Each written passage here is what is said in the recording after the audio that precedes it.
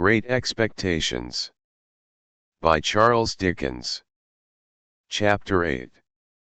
Mr. Pumblechook's premises in the High Street of the market town were of a peppercorny and farinaceous character, as the premises of a corn chandler and seedsman should be. It appeared to me that he must be a very happy man indeed, to have so many little drawers in his shop, and I wondered when I peeped into one or two on the lower tiers, and saw the tied-up brown paper packets inside, whether the flower seeds and bulbs ever wanted of a fine day to break out of those jails, and bloom. It was in the early morning after my arrival that I entertained this speculation. On the previous night, I had been sent straight to bed in an attic with a sloping roof, which was so low in the corner where the bedstead was, that I calculated the tiles as being within a foot of my eyebrows. In the same early morning, I discovered a singular affinity between seeds and corduroys. Mr. Pumblechook wore corduroys, and so did his shopman, and somehow, there was a general air and flavor about the corduroys, so much in the nature of seeds, and a general air and flavor about the seeds, so much in the nature of corduroys, that I hardly knew which was which. The same opportunity served me for noticing that Mr. Pumblechook appeared to conduct his business by looking across the street at the saddler, who appeared to transact his business by keeping his eye on the coachmaker, who appeared to get on in life by putting his hands in his pockets and contemplating the baker, who in his turn folded his arms and stared at the grocer, who stood at his door and yawned at the chemist.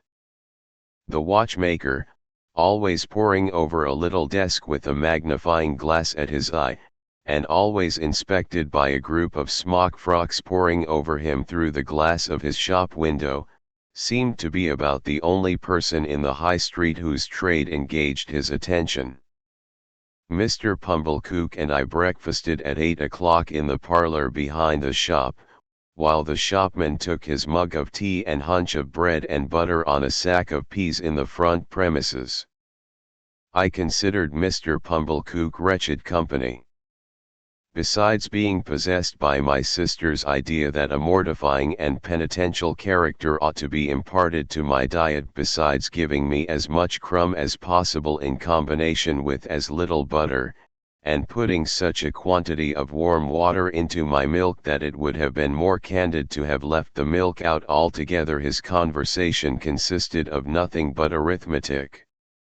On my politely bidding him good morning, he said, pompously, 7 times 9, boy. And how should I be able to answer, dodged in that way, in a strange place, on an empty stomach? I was hungry, but before I had swallowed a morsel, he began a running sum that lasted all through the breakfast. 7. And 4. And 8. And 6. And 2. And 10. And so on. And after each figure was disposed of, it was as much as I could do to get a bite or a sup, before the next came, while he sat at his ease guessing nothing, and eating bacon and hot roll, in, if I may be allowed the expression, a gorging and gormandizing manner. For such reasons, I was very glad when 10 o'clock came and we started for Miss Havisham's, though I was not at all at my ease regarding the manner in which I should acquit myself under that lady's roof. Within a quarter of an hour we came to Miss Havisham's house, which was of old brick, and dismal, and had a great many iron bars to it. Some of the windows had been walled up; of those that remained, all the lower were rustily barred. There was a courtyard in front, and that was barred, so we had to wait, after ringing the bell, until some one should come to open it. While we waited at the gate, I peeped in. Even then Mr. Pumblechook said, "And 14." But I pretended not to hear him, and saw that at the side of the house there was a large brewery. No brewing was going on in it, and none seemed to have gone on for a long time. A window was raised, and a clear voice demanded what name. To which my conductor replied, Pumblecook. The voice returned, quite right, and the window was shut again, and a young lady came across the courtyard, with keys in her hand. This, said Mr. Pumblecook, is Pip. This is Pip, is it? Returned the young lady, who was very pretty and seemed very proud. Come in, Pip. Mr. Pumblecook was coming in also, when she stopped him with the gate. Oh, she said. Did you wish to see Miss Havisham? If Miss Havisham wished to see me, returned Mr. Pumblecook, discomfited. Ah, said the girl, but you see she don't. She said it so finally, and in such an indiscussable way, that Mr. Pumblecook, though in a condition of ruffled dignity, could not protest. But he eyed me severely as if I had done anything to him, and departed with the words reproachfully delivered, Boy, let your behavior here be a credit unto them which brought you up by hand. I was not free from apprehension that he would come back to propound through the gate, and 16. But he didn't. My young conductress locked the gate, and we went across the courtyard. It was paved and clean, but grass was growing in every crevice. The brewery buildings had a little lane of communication with it, and the wooden gates of that lane stood open, and all the brewery beyond stood open, away to the high enclosing wall, and all was empty and disused. The cold wind seemed to blow colder there than outside the gate, and it made a shrill noise in howling in and out at the open sides of the brewery, like the noise of wind in the rigging of a ship at sea. She saw me looking at it, and she said, You could drink without hurt all the strong beer that's brewed there now, boy. I should think I could, miss, said I, in a shy way. Better not try to brew beer there now, or it would turn out sour, boy, don't you think so? It looks like it, miss. Not that anybody means to try, she added, for that's all done with, and the place will stand as idle as it is till it falls. As to strong beer, there's enough of it in the cellars already, to drown the manor house. Is that the name of this house, miss? One of its names, boy. It has more than one, then, miss. One more. Its other name was Satis, which is Greek, or Latin, or Hebrew, or all three or all one to me for enough. Enough house, said I, that's a curious name, miss. Yes, she replied, but it meant more than it said. It meant, when it was given, that whoever had this house could want nothing else. They must have been easily satisfied in those days, I should think. But don't loiter, boy. Though she called me boy so often, and with a carelessness that was far from complimentary, she was of about my own age. She seemed much older than I, of course, being a girl, and beautiful and self-possessed, and she was as scornful of me as if she had been 21, and a queen. We went into the house by a side door. The great front entrance had 2 chains across it outside, and the first thing I noticed was, that the passages were all dark, and that she had left a candle burning there. She took it up, and we went through more passages and up a staircase, and still it was all dark, and only the candle lighted us. At last we came to the door of a room, and she said, "Go in." I answered, more in shyness than politeness, "After you, miss." To this she returned, "Don't be ridiculous, boy, I am not going in," and scornfully walked away, and what was worse took the candle with her. This was very uncomfortable, and I was half afraid.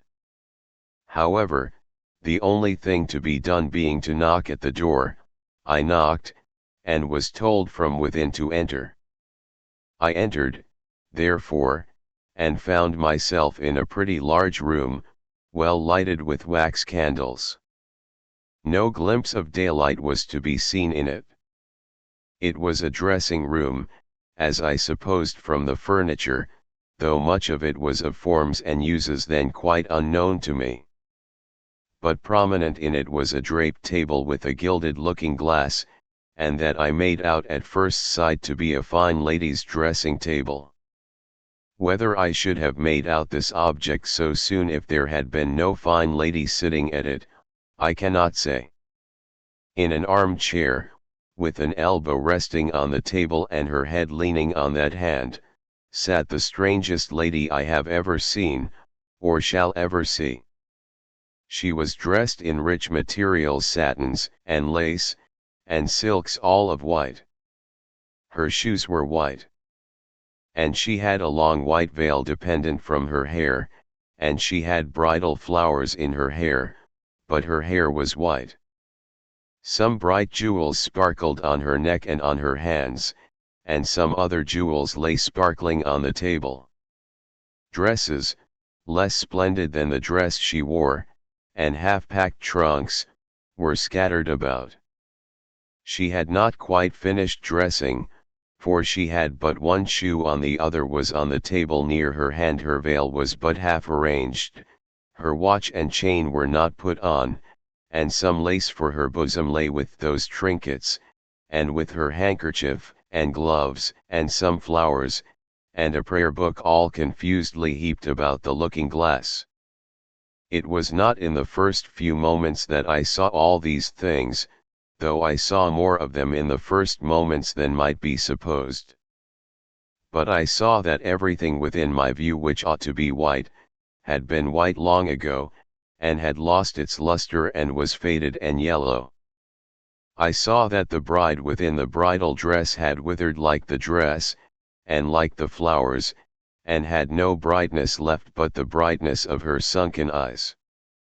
I saw that the dress had been put upon the rounded figure of a young woman, and that the figure upon which it now hung loose had shrunk to skin and bone.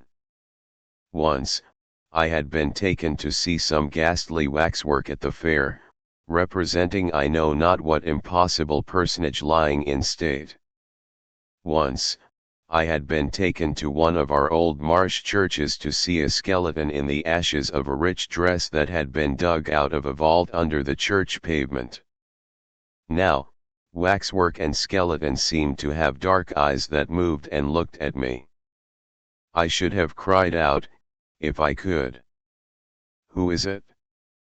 said the lady at the table. "Pip, ma'am." "Pip." "Mr. Pumblechook's boy, ma'am." "Come to play." "Come nearer, let me look at you." "Come close." It was when I stood before her, avoiding her eyes, that I took note of the surrounding objects in detail, and saw that her watch had stopped at 20 minutes to 9, and that a clock in the room had stopped at 20 minutes to 9. "Look at me," said Miss Havisham. "You are not afraid of a woman who has never seen the sun since you were born." I regret to state that I was not afraid of telling the enormous lie comprehended in the answer no. "Do you know what I touch here?" she said, laying her hands, one upon the other, on her left side.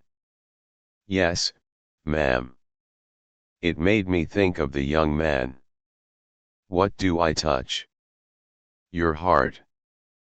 "Broken."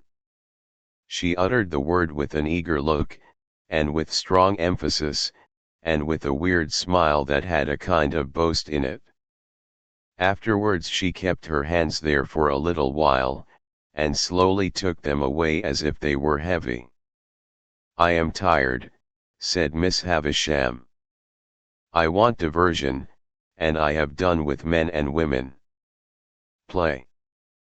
I think it will be conceded by my most disputatious reader, that she could hardly have directed an unfortunate boy to do anything in the wide world more difficult to be done under the circumstances. "I sometimes have sick fancies," she went on, "and I have a sick fancy that I want to see some play. There, there." With an impatient movement of the fingers of her right hand, "Play, play, play." For a moment, with the fear of my sisters working me before my eyes, I had a desperate idea of starting round the room in the assumed character of Mr. Pumblechook's chaise cart. But I felt myself so unequal to the performance that I gave it up, and stood looking at Miss Havisham in what I suppose she took for a dogged manner, inasmuch as she said, when we had taken a good look at each other, "Are you sullen and obstinate?" "No, ma'am, I am very sorry for you, and very sorry I can't play just now. If you complain of me I shall get into trouble with my sister, so I would do it if I could, but it's so new here, and so strange, and so fine and melancholy. I stopped, fearing I might say too much, or had already said it, and we took another look at each other. Before she spoke again, she turned her eyes from me, and looked at the dress she wore, and at the dressing table, and finally at herself in the looking glass. "So new to him," she muttered, "so old to me, so strange to him, so familiar to me, so melancholy to both of us. Call Estella." As she was still looking at the reflection of herself, I thought she was still talking to herself, and kept quiet. "Call Estella," she repeated, flashing a look at me. "You can do that. Call Estella." At the door. To stand in the dark in a mysterious passage of an unknown house, bawling Estella to a scornful young lady neither visible nor responsive, and feeling it a dreadful liberty so to roar out her name, was almost as bad as playing to order. But she answered at last, and her light came along the dark passage like a star. Miss Havisham beckoned her to come close, and took up a jewel from the table, and tried its effect upon her fair young bosom and against her pretty brown hair. "Your own, one day, my dear, and you will use it well. Let me see you play cards with this boy." "With this boy? Why, he is a common laboring boy." I thought I overheard Miss Havisham answer, only it seemed so unlikely. "Well, you can break his heart." "What do you play, boy?" asked Estella of myself, with the greatest disdain. "Nothing but beggar my neighbor, miss."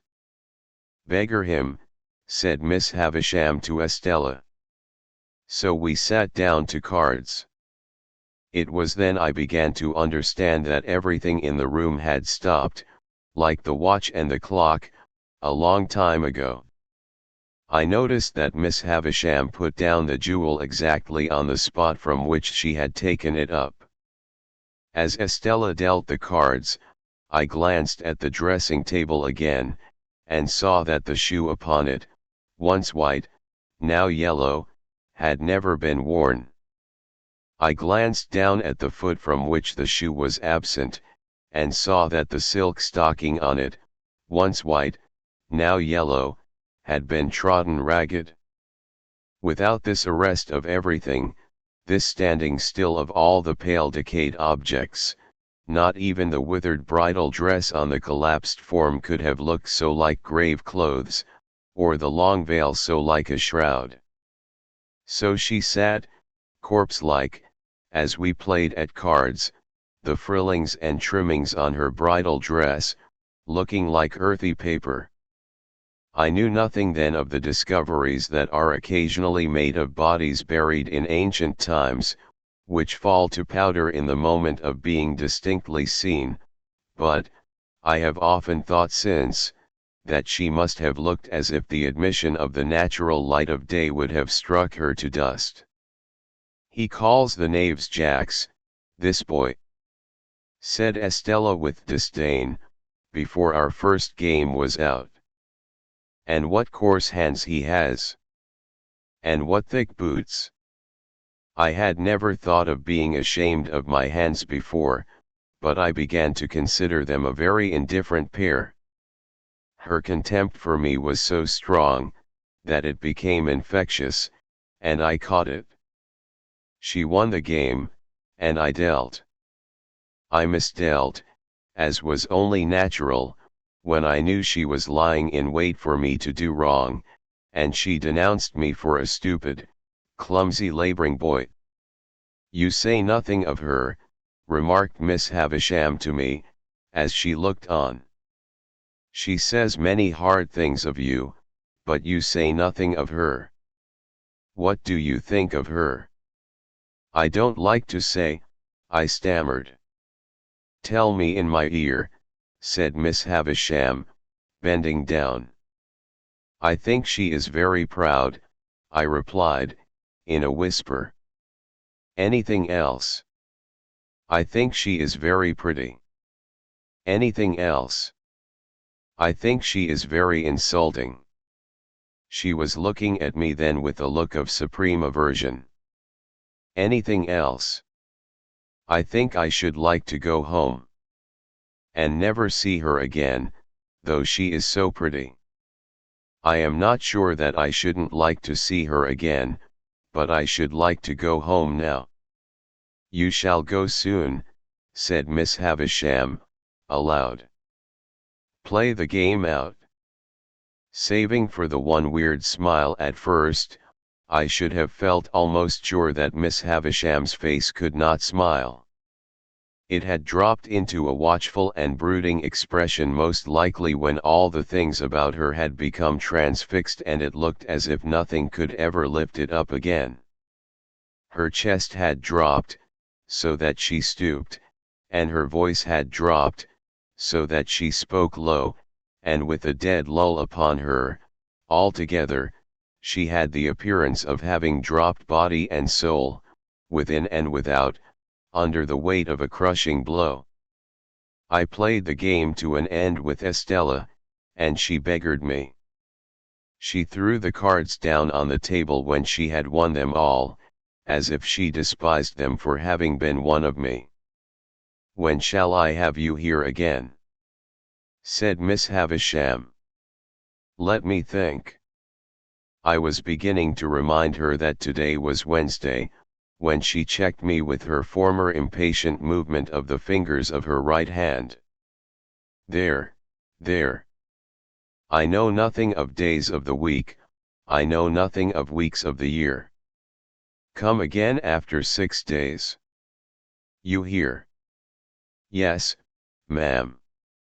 "Estella, take him down. Let him have something to eat, and let him roam and look about him while he eats. Go, Pip." I followed the candle down, as I had followed the candle up, and she stood it in the place where we had found it. Until she opened the side entrance, I had fancied, without thinking about it, that it must necessarily be night time. The rush of the daylight quite confounded me, and made me feel as if I had been in the candle light of the strange room many hours. "You are to wait here, you boy," said Estella, and disappeared and closed the door. I took the opportunity of being alone in the courtyard to look at my coarse hands and my common boots.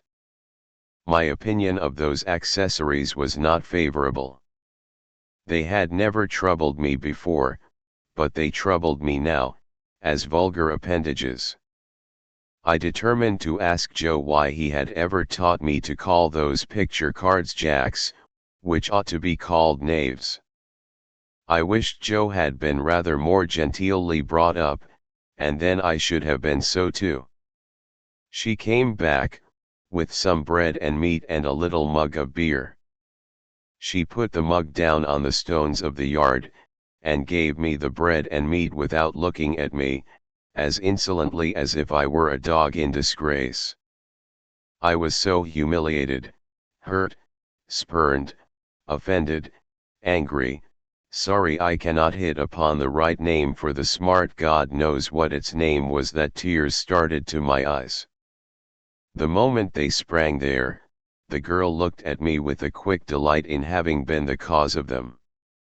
This gave me power to keep them back and to look at her, so, she gave a contemptuous toss, but with a sense, I thought, of having made too sure that I was so wounded, and left me. But when she was gone, I looked about me for a place to hide my face in, and got behind one of the gates in the brewery lane, and leaned my sleeve against the wall there, and leaned my forehead on it and cried. As I cried, I kicked the wall, and took a hard twist at my hair, so bitter were my feelings, and so sharp was the smart without a name, that needed counteraction. My sister's bringing up had made me sensitive. In the little world in which children have their existence, whosoever brings them up, there is nothing so finely perceived and so finely felt as injustice. It may be only small injustice that the child can be exposed to, but the child is small, and its world is small, and its rocking horse stands as many hands high, according to scale, as a big-boned Irish hunter. Within myself, I had sustained, from my babyhood, a perpetual conflict with injustice. I had known, from the time when I could speak, that my sister, in her capricious and violent coercion, was unjust to me. I had cherished a profound conviction that her bringing me up by hand gave her no right to bring me up by jerks. Through all my punishments, disgraces, fasts, and vigils, and other penitential performances, I had nursed this assurance, and to my communing so much with it, in a solitary and unprotected way, I in great part refer the fact that I was morally timid and very sensitive. I got rid of my injured feelings for the time by kicking them into the brewery wall, and twisting them out of my hair, and then I smoothed my face with my sleeve, and came from behind the gate. The bread and meat were acceptable, and the beer was warming and tingling, and I was soon in spirits to look about me. To be sure, it was a deserted place, down to the pigeon house in the brewery yard, which had been blown crooked on its pole by some high wind, and would have made the pigeons think themselves at sea, if there had been any pigeons there to be rocked by it. But there were no pigeons in the dovecot, no horses in the stable, no pigs in the sty, no malt in the storehouse, no smells of grains and beer in the copper or the vat. All the uses and scents of the brewery might have evaporated with its last reek of smoke. In a by-yard, there was a wilderness of empty casks, which had a certain sour remembrance of better days lingering about them, but it was too sour to be accepted as a sample of the beer that was gone, and in this respect I remember those recluses as being like most others. Behind the furthest end of the brewery, was a rank garden with an old wall, not so high but that I could struggle up and hold on long enough to look over it, and see that the rank garden was the garden of the house, and that it was overgrown with tangled weeds, but that there was a track upon the green and yellow paths, as if someone sometimes walked there, and that Estella was walking away from me even then. But she seemed to be everywhere. For when I yielded to the temptation presented by the casks, and began to walk on them. I saw her walking on them at the end of the yard of casks.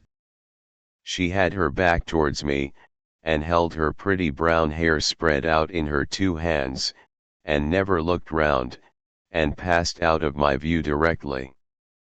So, in the brewery itself, by which I mean the large paved lofty place in which they used to make the beer, and where the brewing utensils still were. When I first went into it, and, rather oppressed by its gloom, stood near the door looking about me, I saw her pass among the extinguished fires, and ascend some light iron stairs, and go out by a gallery high overhead, as if she were going out into the sky. It was in this place, and at this moment, that a strange thing happened to my fancy. I thought it a strange thing then, and I thought it a stranger thing long afterwards. I turned my eyes a little dimmed by looking up at the frosty light towards a great wooden beam in a low nook of the building near me on my right hand, and I saw a figure hanging there by the neck. A figure all in yellow white, with but one shoe to the feet, and it hung so, that I could see that the faded trimmings of the dress were like earthy paper, and that the face was Miss Havisham's, with a movement going over the whole countenance as if she were trying to call to me. In the terror of seeing the figure, and in the terror of being certain that it had not been there a moment before, I at first ran from it, and then ran towards it. And my terror was greatest of all when I found no figure there. Nothing less than the frosty light of the cheerful sky, the sight of people passing beyond the bars of the courtyard gate, and the reviving influence of the rest of the bread and meat and beer, would have brought me round. Even with those aids, I might not have come to myself as soon as I did, but that I saw Estella approaching with the keys, to let me out. She would have some fair reason for looking down upon me, I thought, if she saw me frightened, and she would have no fair reason. She gave me a triumphant glance in passing me, as if she rejoiced that my hands were so coarse and my boots were so thick, and she opened the gate, and stood holding it. I was passing out without looking at her, when she touched me with a taunting hand. "Why don't you cry?" "Because I don't want to." "You do," said she. "You have been crying till you are half blind, and you are near crying again now." She laughed contemptuously, pushed me out, and locked the gate upon me. I went straight to Mr. Pumblechook's, and was immensely relieved to find him not at home. So, leaving word with the shopman on what day I was wanted at Miss Havisham's again, I set off on the 4-mile walk to our forge, pondering, as I went along, on all I had seen, and deeply revolving that I was a common labouring boy, that my hands were coarse, that my boots were thick, that I had fallen into a despicable habit of calling knaves jacks, that I was much more ignorant than I had considered myself last night, and generally that I was in a low-lived bad way.